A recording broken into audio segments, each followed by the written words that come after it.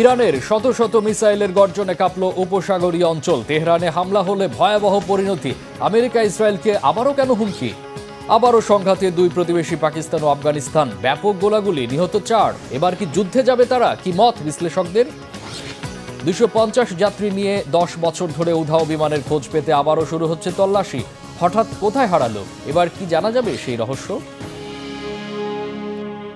আসসালামু আলাইকুম, দেখছিলেন Bangla vision world news headline. ইরানের শত শত দূরপাল্লার মিসাইলের গর্জনে কেঁপে উঠেছে পারস্য উপসাগরীয় অঞ্চল। সম্প্রতি ইসলামিক রেভলিউশনারি গার্ডস নেভির নেতৃত্বে হরমুজ প্রণালী ও ওমান সাগরে ব্যাপক সামরিক মহড়া চালিয়েছে ইরান। নতুন দূরপাল্লার ক্ষেপণাস্ত্র পরীক্ষা করে তেহরান সাফ জানিয়ে দিয়েছে, বিদেশি শক্তি ভুল করলে, হামলা চালালে পাল্টা জবাব দিতে এক মুহূর্তও দেরি হবে না। আমেরিকা আর গণহত্যাকারী ইসরায়েলকে উদ্দেশ্য করেই কি এই কড়া হুঁশিয়ারি খামেনির দেশের? হাফিজুল ইসলামের ডেস্ক রিপোর্টে বিস্তারিত। মধ্যপ্রাচ্যের উত্তাল পরিস্থিতিতে আবারও শক্তি দেখালো ইরান। ব্যালিস্টিক ও ক্রুজ ক্ষেপণাস্ত্রের গর্জনে হঠাৎ করেই কেঁপে উঠল উপসাগরীয় অঞ্চল। হরমুজ প্রণালী এবং ওমান সাগরে ছোঁড়া এই ধারাবাহিক বিস্ফোরণ কোনো বাস্তব যুদ্ধের অংশ ছিল না, বরং তেহরানের পক্ষ থেকে শত্রুদের জন্য ছিল কড়া এক সতর্কবার্তা।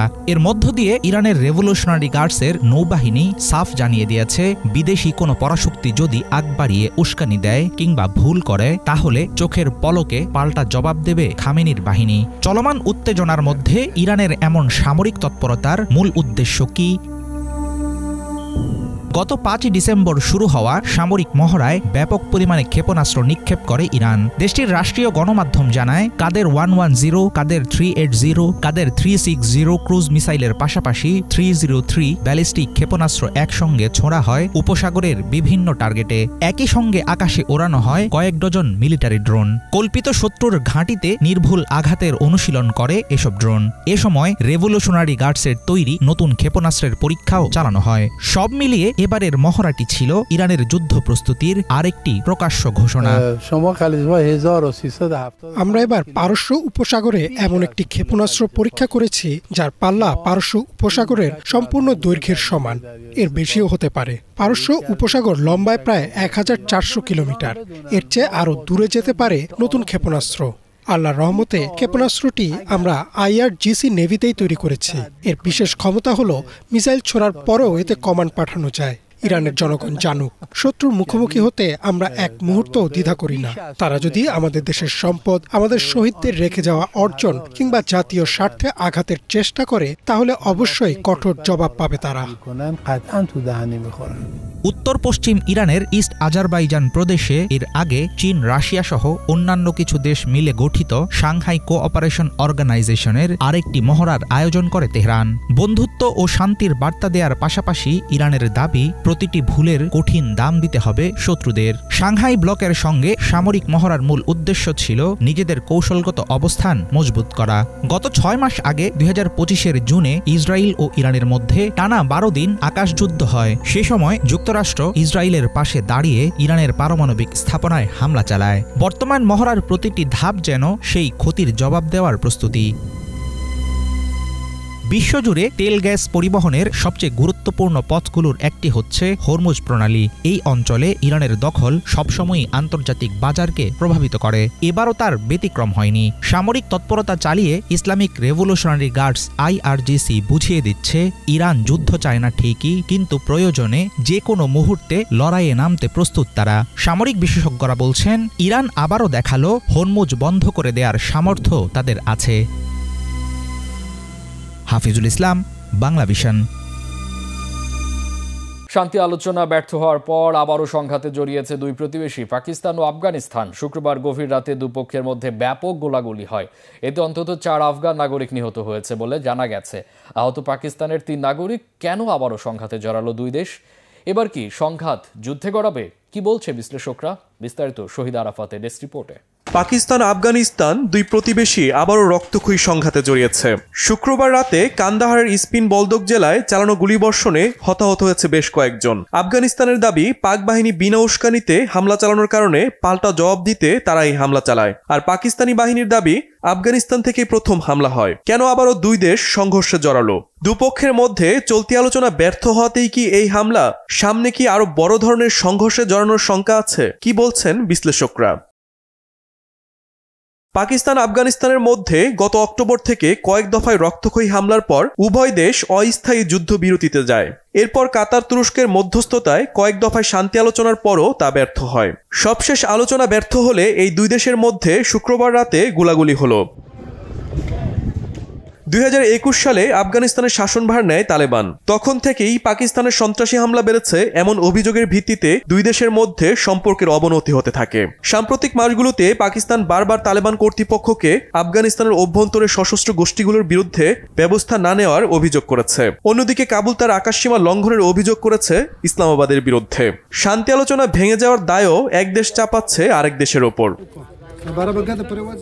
গত অক্টোবরে পাকিস্তান আফগানিস্তানের মধ্যে সংঘর্ষে 200-র বেশি মানুষ নিহত হয়। তখন থেকেই বড় ধরনের যুদ্ধের ভয় দিন কাটাচ্ছে সীমান্তের দুই পারের মানুষ। তবে দুদেশের সামরিক শক্তি বিচার করে বড় ধরনের সহিংসতার আশঙ্কা দেখছেন না বিশ্লেষকরা। Shahid Arafat, Bangla Vision, news desk. অন্তত 250 যাত্রী নিয়ে গেল 10 বছর ধরে নিখোঁজ মালয়েশিয়া এয়ারলাইন্সের বিমানের খোঁজ পেতে আবারও শুরু হয়েছে তল্লাশি অভিযান। মালয়েশিয়ার পরিবহন মন্ত্রণালয় জানিয়েছে, আসছে 30 ডিসেম্বর থেকে ওশান ইনফিনিটি নতুন করে দক্ষিণ ভারত মহাসাগরে 15,000 বর্গ কিলোমিটার এলাকায় তল্লাশি চালাবে। 227 যাত্রী আর 12 ক্রু নিয়ে 2014 সালে কোথায় হারিয়ে গিয়েছিল বিমানটি? কেন এতদিনও খোঁজ মেলেনি? কি রহস্য লুকিয়ে আছে? এবার কি সব অমীমাংসিত প্রশ্নের উত্তর মিলবে? হাফিজুল ইসলামের ডেস্ক রিপোর্টে বিস্তারিত। 2014 সালের মার্চে কুয়ালালামপুর থেকে বেইজিং যাওয়ার পথে হঠাৎ উধাও হয়ে যায় মালয়েশিয়া এয়ারলাইন্সের একটি বোয়িং 777 বিমান। 227 জন যাত্রী ও 12 জন ক্রু নিয়ে রাডার থেকে আচমকা অদৃশ্য হওয়া ফ্লাইট MH370 এর খোঁজে চালানো হয় বিশ্বের সবচেয়ে ব্যয়বহুল ও দীর্ঘ অনুসন্ধান। কিন্তু গত এক দশকে বিমানের টিকিও হাতে আসেনি। বিশাল একটি উড়োজাহাজ যেন মিলিয়ে গেছে বাতাসে। আফ্রিকার উপকূলে কিছু ধ্বংসাবশেষ পাওয়া গেলেও মেলেনি সুস্পষ্ট কোনো প্রমাণ। সময়ের সাথে সাথে হারানো বোয়িংটি পরিণত হয় আধুনিক বিশ্বের সবচেয়ে বড় বিমান রহস্যে। নানা জল্পনা কল্পনা আর ধারণার ভিড়ে অমীমাংসিত রয়ে গেছে বড় একটি প্রশ্ন: MH370 কি সত্যি হারিয়ে গেছে, নাকি মহাসাগরের অন্ধকার তলদেশে লুকিয়ে আছে এর অজানা উত্তর? মালয়েশিয়া এয়ারলাইন্স সম্প্রতি ঘোষণা দিয়েছে 2025-এর ডিসেম্বরের শেষ দিকে আবারও শুরু হচ্ছে বিশ্বের সবচেয়ে রহস্যময় বিমানটিকে খুঁজে বের করার অনুসন্ধান। যুক্তরাষ্ট্রভিত্তিক সংস্থা ওশান ইনফিনিটি 55 দিন ধরে চালাবে এই অভিযান। আধুনিক প্রযুক্তি, স্যাটেলাইট ডাটা এবং পুরনো তথ্য বিশ্লেষণ করে সব মিলিয়ে দক্ষিণ ভারত মহাসাগরের 15,000 বর্গ কিলোমিটার বিশাল এলাকা চিহ্নিত করা হয়েছে টার্গেটেড জোন হিসেবে। নতুন চুক্তি অনুসারে মূল ধ্বংসাবশেষ পাওয়া গেলে উদ্ধারকারী প্রতিষ্ঠানটি পাবে $70 মিলিয়ন। যদিও 2018 সাল পর্যন্ত কোম্পানিটি বিস্তর অনুসন্ধান চালিয়ে বের করতে পারেনি গুরুত্বপূর্ণ কোনো ক্লু। বিমানের অন্তর্ধান নিয়ে 2018 সালে প্রকাশিত 495 পৃষ্ঠার তদন্ত প্রতিবেদন একসময় তীব্র বিতর্ক তৈরি করে। তাতে ইঙ্গিত দেওয়া হয় ফ্লাইট পাথ বা নির্ধারিত পথ থেকে বিমানের সরে যাওয়ার ব্যাপারটি সম্ভবত ইচ্ছাকৃতভাবে ঘটানো হয়েছিল। কিন্তু কার আদেশে এমন হতে পারে কিংবা পর্দার পেছনে কারা আছে, এসব প্রশ্নের কোনো উত্তর পাওয়া যায়নি। তদন্তে পাইলট ও কো পাইলটের জীবনযাপন, আর্থিক অবস্থা, প্রশিক্ষণ বা মানসিক পরিস্থিতি কোনো ক্ষেত্রেই সন্দেহজনক কিছু মেলেনি। ফলে আরও ঘনীভূত হয়েছে রহস্য, যেন সব উত্তরের দরজা চিরতরে বন্ধ করে দিয়েছে সমুদ্রের গভীরতা। MH370 এর যাত্রীদের একটি বড় অংশই ছিলেন চীনের নাগরিক। এছাড়াও এতে ছিল Malaysia, France, Australia, Indonesia, Bharat, যুক্তরাষ্ট্র, ইউক্রেন ও কানাডা সহ বিভিন্ন দেশের মানুষ। তাদের পরিবার আজও ক্ষতিপূরণ পাওয়া ও সত্য জানার জন্য লাগাতার যুদ্ধ করে যাচ্ছে। Malaysia Airlines, Boeing, Rolls Royce ও বিমা প্রতিষ্ঠান অ্যালিয়েঞ্জের বিরুদ্ধে দায়ের করা হয়েছে একাধিক মামলা। আসন্ন অনুসন্ধান তাই ক্ষতিগ্রস্ত পরিবারগুলোর জন্য দীর্ঘ অপেক্ষার সমাপ্তি খোঁজার একটি সুযোগ। বিশ্বজুড়ে প্রতিনিয়ত নানা কারণে বিমান দুর্ঘটনা ঘটছে। সেসবের পেছনে কার্যকরণ নিয়েও তৈরি হতে দেখা গেছে অনেক বিতর্কিত অধ্যায়। কিন্তু ফ্লাইট MH370 এর মতো রহস্যজনক বিমান এভিয়েশন হিস্ট্রিতে আর দ্বিতীয়টি আসেনি বলে মনে করেন অনেকে। হারানো প্লেনটির খোঁজে মালয়েশিয়ার তরফ থেকে নতুন করে সমুদ্র তল্লাশি নিয়ে এখন সবচেয়ে বড় প্রশ্ন হলো, সাগরের অন্ধকার তলদেশ কি এবার ফিরিয়ে দেবে MH370-কে, নাকি আরও গভীর হবে উড়োজাহাজটিকে ঘিরে তৈরি হওয়া অমীমাংসিত রহস্য? হাফিজুল ইসলাম, বাংলা ভিশন। নোবেল না মিললেও ফিফা তো পেলেন, এমনটা ঘটেছে মার্কিন প্রেসিডেন্ট ডোনাল্ড ট্রাম্পের সাথে। বহু আকাঙ্ক্ষিত নোবেল শান্তি পুরস্কার হাতছাড়া হলেও সান্ত্বনা হিসেবে এবার ফিফার বিশেষ শান্তি পুরস্কার জিতে আলোচনায় তিনি। ওয়াশিংটনে 2026 বিশ্বকাপের ড্র অনুষ্ঠানের আগে নিজেই নিজের গলায় ঝুলিয়ে নিলেন সেই মেডেল। ফিফা বলছে বিশ্ব শান্তিতে অসাধারণ অবদান, এর জন্যই ট্রাম্পকে এই স্বীকৃতি দেওয়া হয়েছে। তবে সমালোচকদের দাবি, শান্তিতে অবদানের চেয়ে রাজনৈতিক হিসাব নিকাশ এখানে বেশি কাজ করেছে। মোর্শেদ আলমের ডেস্ক রিপোর্ট। নোবেল না পেলেও ফিফার বিশেষ মেডেল পেয়ে নিজেই নিজের গলায় ঝুলিয়ে মহাখুশি মার্কিন প্রেসিডেন্ট ডোনাল্ড ট্রাম্প। বহুদিন ধরেই শান্তিতে নোবেল জয়ের স্বপ্ন লালন করলেও শেষ পর্যন্ত তা না পেয়ে হতাশ হন তিনি। কিন্তু ফিফার ইতিহাসে প্রথমবারের মতো দেওয়া হয় শান্তি পুরস্কার, আর সেই অভিষেকেই নির্বাচিত হলেন ট্রাম্প। পুরস্কার হাতে পেয়ে যেন আরও উজ্জ্বল হয়ে উঠলেন ট্রাম্প। মঞ্চে দাঁড়িয়ে নিজেই নিজের গলায় সোনালী মেডেল ঝুলিয়ে ভীষণ উচ্ছ্বসিত হন। 2026 ফুটবল বিশ্বকাপের ড্র অনুষ্ঠানের ঠিক আগে 5 ডিসেম্বর ওয়াশিংটনের জন এফ কেনেডি সেন্টারে ফিফা প্রেসিডেন্ট জিয়ান্নি ইনফান্তিকোর কাছ থেকে একটি সোনালী ট্রফি, মেডেল এবং সার্টিফিকেট গ্রহণ করলেন ট্রাম্প। তাকে এই পুরস্কার দেওয়ার উদ্দেশ্য ছিল বিশ্বকে শান্তির পথে এগিয়ে নিতে অসাধারণ অবদান রাখা ব্যক্তিকে স্বীকৃতি দেওয়া।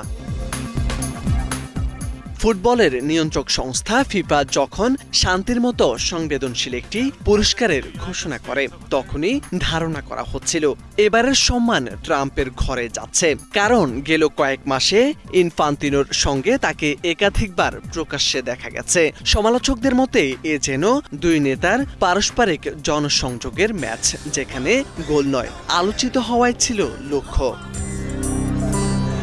পুরস্কার গ্রহণের পর বক্তব্যে ট্রাম্প দাবি করেন কূটনৈতিক হস্তক্ষেপের মাধ্যমে তিনি কোটি কোটি প্রাণ বাঁচিয়েছিলেন এবং শুরুর আগেই বহু যুদ্ধ ঠেকিয়ে দিয়েছেন। নিজের জীবনের অন্যতম সেরা সম্মান বলেও আখ্যা দেন এই পুরস্কারকে। শুধু তাই নয়, 2026 বিশ্বকাপের টিকিট বিক্রির নতুন বিশ্ব রেকর্ড হয়েছে বলেও ঘোষণা দেন তিনি। ফুটবল সকার নামের তর্কটিকেও এদিন এড়িয়ে যাননি ট্রাম্প।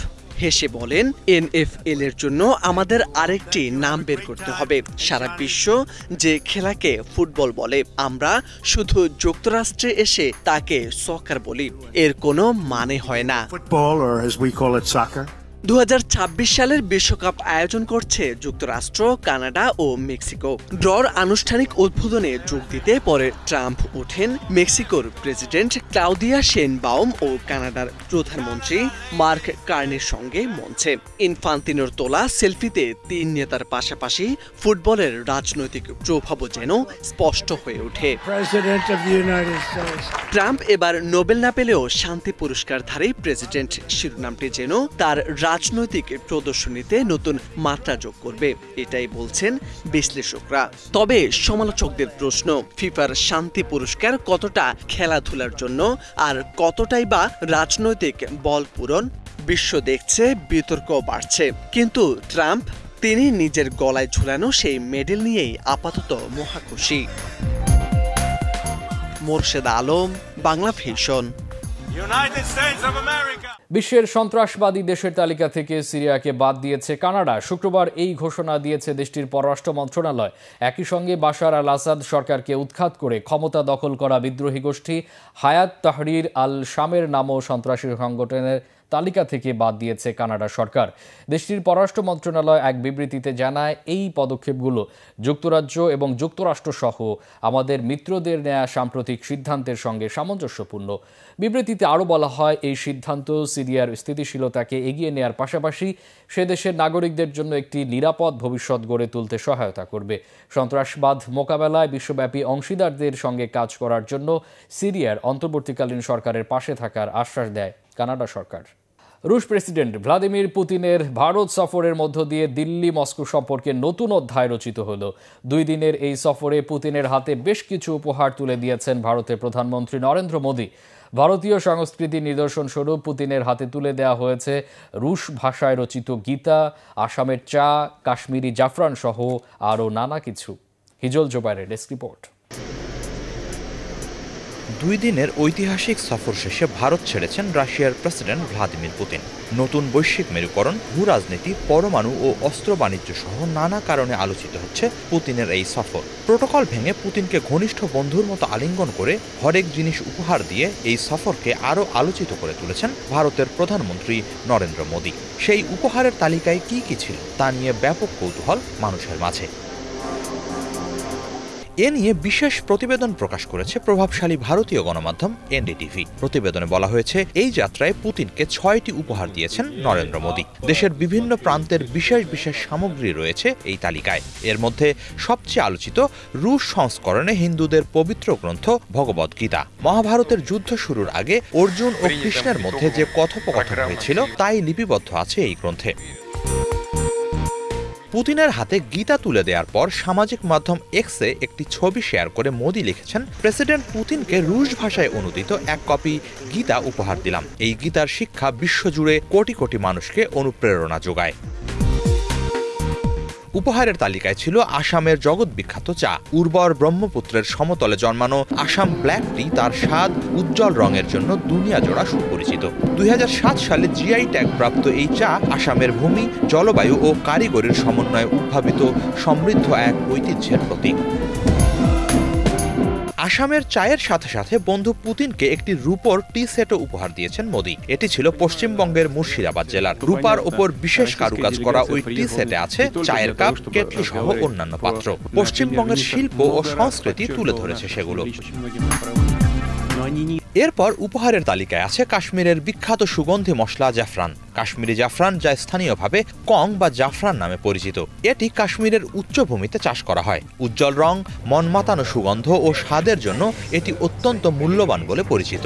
কাশ্মীরের সংস্কৃতি ও রন্ধনশৈলীর গুরুত্ব বহন করে এই জাফরান। উপহারের তালিকায় ছিল হাতে বানানো রূপার একটি ঘোড়াও। এটি মহারাষ্ট্রের। সূক্ষ্ম নকশা ও কারুকাজে সজ্জিত এই ঘোড়া ভারতের ধাতু শিল্পের সুনিপুণতার পরিচয় তুলে ধরে। ভারত ও রাশিয়ার সংস্কৃতিতে ঘোড়া সমানভাবে উদযাপিত। এটি মর্যাদা ও বীরত্বের প্রতীক বলে জানিয়েছেন কর্মকর্তারা। তাদের মতে দৃঢ়চিত্তে ঘোড়াটির সামনের দিকে এগিয়ে চলা ভঙ্গিটি ভারত রাশিয়া অংশীদারত্বের অবিরাম অগ্রগতির উপমা। পুতিনকে আরও একটি বিশেষ উপহার দিয়েছেন মোদি। সেটি হলো উত্তরপ্রদেশের আগ্রায় তৈরি একটি মার্বেল পাথরের দাবার সেট। সূক্ষ্ম কারুকাজ ও ব্যবহারিক সৌন্দর্যের সুন্দর সমন্বয় এই দাবা সেট উত্তরপ্রদেশের পাথরের কাজের ঐতিহ্যকে তুলে ধরে। বিশ্লেষকদের মতে বরাবরই কূটনীতি ও রণনীতির এক উজ্জ্বল প্রতীক দাবা। যুক্তরাষ্ট্র সহ পশ্চিমাদের আপত্তি সত্ত্বেও সফল কূটনৈতিক কৌশলে ভর দিয়েই গভীর থেকে গভীরতর হচ্ছে ভারত রাশিয়া সম্পর্ক, বলছেন তারা। গত কয়েক বছরে আরও ঘনিষ্ঠ হয়েছে ভারত এবং রাশিয়ার সম্পর্ক। রাশিয়ার কাছ থেকে খনিজ তেল কেনার কারণে ভারতের পণ্যে 50% শুল্ক আরোপ করেছেন মার্কিন প্রেসিডেন্ট ডোনাল্ড ট্রাম্প। কিন্তু ট্রাম্পের চাপ সত্ত্বেও ভারত পিছিয়ে আসেনি। এনডিটিভির প্রতিবেদনে বলা হয়েছে, পুতিনের এই সফরে দুই দেশের যৌথ স্বার্থগুলো বিশেষ গুরুত্ব পেয়েছে। অনেক বিশ্লেষকের মতে পুতিনের এই সফরকে রাজনৈতিক সফলতা হিসেবে তুলে ধরতে চাইছেন নরেন্দ্র মোদী। পুতিনের সাথে তার গভীর ঘনিষ্ঠতা, নানা আচরণে দেশবাসীর কাছে এমন বার্তাই পৌঁছে দিতে চাইছেন মোদী। এর অংশ হিসেবেই দিল্লির বিমানবন্দরে পুতিনকে স্বাগত জানাতে গিয়ে প্রোটোকল ভেঙে তাকে আলিঙ্গন করেন ভারতের প্রধানমন্ত্রী। রাশিয়ার রাষ্ট্রীয় সংবাদ মাধ্যম স্পুতনিকে বলা হয়েছে, পুতিনকে ব্যক্তিগতভাবে স্বাগত জানাতে গিয়ে মোদি কূটনৈতিক প্রোটোকল ভেঙে ফেলেন। এটি রুশ পক্ষকে বিস্মিত করে। হিজল জোবায়ের, বাংলা ভিশন। বছরের শেষ সুপারমুন দেখল বিশ্ব। শীতকালে হওয়ায় এবারের এই পূর্ণচাঁদটিকে বলা হচ্ছে কোল্ড সুপারমুন। কিন্তু এবারের সুপারমুনটি ছিল একেবারে আলাদা ও বিশেষ। অন্য সময়ের তুলনায় চাঁদকে 14% বড় ও 30% উজ্জ্বল দেখা গেছে এই রাতে। কেন বিশেষ ছিল বছরের এই শেষ সুপারমুন? আবার কবে দেখা যাবে এই মহাজাগতিক বিস্ময়? ইমরান মাহমুদের ডেস্ক রিপোর্ট। 5 ডিসেম্বরের রাতের আকাশ যেন একটু বেশি উজ্জ্বল ছিল, কারণ 2025 সালের শেষ সুপারমুন দেখা গেছে এই রাতে। বছরের শেষ দিকে ঘটা এমন মহাজাগতিক ঘটনার প্রতি বিশ্বজুড়ে মানুষের আগ্রহ ছিল তুঙ্গে। ডিসেম্বরের এই পূর্ণচাঁদকে কোল্ড সুপারমুনও বলা হয়, কারণ উত্তর গোলার্ধে শীতের শুরুতেই এটি দেখা যায়। আর এবছর কোল্ড সুপারমুন আরও বিশেষ হয়ে ওঠে কারণ এটি ছিল 2025 সালের শেষ সুপারমুন। সবচেয়ে উজ্জ্বল দেখা যাওয়া এই সুপারমুন নিয়ে অনেক ফটোগ্রাফার ও মহাকাশপ্রেমী অপেক্ষা করছিলেন বলে জানিয়েছে ইউএসএ টুডে। বিশ্বজুড়ে দর্শনার্থীরা চাঁদের বিশাল রূপ দেখে যেন এক মুহূর্তের জন্য থমকে দাঁড়িয়েছিল। আর্ট স্কাইয়ের প্রতিবেদনে বলা হয়েছে, সাধারণ সময়ের তুলনায় চাঁদ প্রায় 14% বড় এবং প্রায় 30% বেশি উজ্জ্বল দেখা যায় সুপারমুনে। সুপারমুন হলো একটি বিশেষ সময় যখন পূর্ণিমার চাঁদ তার কক্ষপথে পৃথিবীর সবচেয়ে কাছে অবস্থান করে। এতে চাঁদ স্বাভাবিকের তুলনায় অনেক বড় ও উজ্জ্বল লাগে। এর পেছনে কোনো রহস্য নেই, কোনো অলৌকিকতাও নেই। এটি কেবল প্রকৃতির সুন্দর এক নিয়ম। লাইফ সায়েন্সে প্রকাশিত একটি প্রতিবেদনে বলা হয়, এই ডিসেম্বরের সুপারমুনটিকে আলাদা করে দেখা হয়েছে কারণ এটি বছরের সবচেয়ে উঁচুতে অবস্থান করা পূর্ণচাঁদ, অর্থাৎ আকাশে এটি প্রায় মাথার উপরে উঠে গিয়েছিল। ফলে চাঁদের উজ্জ্বলতা ছিল আরও স্পষ্ট। বিশ্বজুড়ে মানুষ এই রাতে নানা রকম প্রতিক্রিয়া দেখিয়েছে। কেউ সমুদ্র তীরে দাঁড়িয়ে দেখেছে চাঁদের আলোয় ঝিকমিক করা ঢেউ, কেউ আবার পাহাড়ি এলাকায় গিয়ে দেখেছে বরফে ঢাকা পাহাড়ের উপর পড়ে থাকা চাঁদের মোহহীন আলো। বিবিসি ওয়েদারে একটি প্রতিবেদনে বলা হয়েছে, রাত্রিতে বিশ্বের অধিকাংশ অঞ্চলের আকাশ ছিল পরিষ্কার, তাই চাঁদ দেখার জন্য পরিস্থিতি ছিল প্রায় আদর্শ। সামাজিক যোগাযোগ মাধ্যমেও হাজারো ছবি ছড়িয়ে পড়ে। কেউ তুলেছেন শহরের দিগন্ত রেখার বিশাল চাঁদ, কেউ ধরেছেন গ্রামের নীরবতায় ভেজা চাঁদের প্রতিচ্ছবি। ডিডব্লিউতে প্রকাশিত আরেকটি প্রতিবেদনে বলা হয়েছে, 2025 সালের এই শেষ সুপারমুনকে ঘিরে নানা জায়গায় ছোটখাটো পর্যবেক্ষণ অনুষ্ঠানও হয়। কোথাও পরিবাররা দল বেঁধে চাঁদ দেখতে বের হয়, কোথাও আবার স্থানীয় জ্যোতির্বিজ্ঞানীরা সাধারণ মানুষকে নিয়ে আয়োজন করেন ছোট আলোচনা সভা। এরপর আবার কবে দেখা যাবে পরবর্তী সুপারমুন? আর্ট স্কাইয়ের তথ্য মতে 2026 সালের মার্চ মাসেই আসবে পরবর্তী সুপারমুন। যদিও এটি ডিসেম্বরের মতো এত উঁচুতে উঠবে না, তবুও আকাশপ্রেমীরা অপেক্ষায় থাকবেন এই রাতের জন্য। 2025 সালের শেষ সুপারমুন দেখে দর্শনার্থীরা বলছেন, যেন বছর জুড়ে ঘটে যাওয়া সব ব্যস্ততা, দুশ্চিন্তা আর বিশৃঙ্খলার মাঝে এক সুন্দর নীরব দৃশ্য মনে করিয়ে দিল প্রকৃতির সবচেয়ে বড় বিস্ময়। ইমরান মাহমুদ, বাংলা ভিশন। লাইভ সংবাদ প্রচারের সময় রক্তাক্ত হলেন এক নারী সাংবাদিক, তাও আবার এক পাখির আঘাতে। অনাকাঙ্ক্ষিত এই ঘটনাটি ঘটেছে অকল্যান্ডে। ঠিক কিভাবে পাখির আঘাতে রক্তাক্ত হলেন ওই সাংবাদিক, কি ঘটেছিল সেদিন? মোর্শেদ আলমের আরেকটি ডেস্ক রিপোর্ট। সড়কের পাশে দাঁড়িয়ে লাইভে খবর পড়ছিলেন এক নারী সাংবাদিক। ক্যামেরা চালু, দ্বিতীয় টেক শুরু, সবই মনে হচ্ছিল স্বাভাবিক। ঠিক তখনই ঘটে অপ্রত্যাশিত ঘটনা। আচমকা কোথা থেকে একটি বিশাল পাখি ঝাপটা মেরে সরাসরি গিয়ে পড়ে সাংবাদিকের মুখে। মুহূর্তে চমকে ওঠেন তিনি। পাখিটার ডানা ঝাপটাতে ঝাপটাতে আবার উড়ে যায় অন্যদিকে, কিন্তু রেখে যায় রক্তাক্ত এক ধাক্কার স্মৃতি। সম্প্রতি ভাইরাল হওয়া এই দৃশ্যটি ধরা পড়েছে ABC 7 নিউজ বাই এরিয়ার ইনস্টাগ্রাম ভিডিওতে। ক্লিপটিতে দেখা যায় নিউজিল্যান্ডের অকল্যান্ডের কমার্শিয়াল বে এলাকায় দাঁড়িয়ে খবর রেকর্ড করছিলেন সাংবাদিক টাইসন। হঠাৎ পাখির এই আঘাতে তার ভারসাম্য নষ্ট হয়ে যায় এবং ক্যামেরার বিপরীত দিকে ফিরে চোখের পাশ চেপে ধরেন তিনি। টাইসন পরে জানান, বাচকের ঠিক পাশে পাখিটি আঘাত করে, সঙ্গে সঙ্গে সেখানে রক্ত বেরোতে শুরু করে। তবে গুরুতর পরিস্থিতি ছিল না। ঘটনাস্থলে থাকা এক প্রত্যক্ষদর্শী এগিয়ে এসে তাকে সহায়তা করেন এবং অফিসে নিয়ে প্রাথমিক চিকিৎসা করান। কিছুক্ষণ পর সামলে ওঠেন টাইসন এবং এখন তিনি পুরোপুরি সুস্থ। খোলা আকাশের নিচে রিপোর্টিং করতে গিয়ে যে কখন কি ঘটতে পারে, ভাইরাল হওয়া এই ভিডিও যেন তারই এক নাটকীয় উদাহরণ। মোর্শেদ আলম, বাংলা ভিশন। এই ছিল আজকের মতো, সাথে থাকায় অসংখ্য ধন্যবাদ।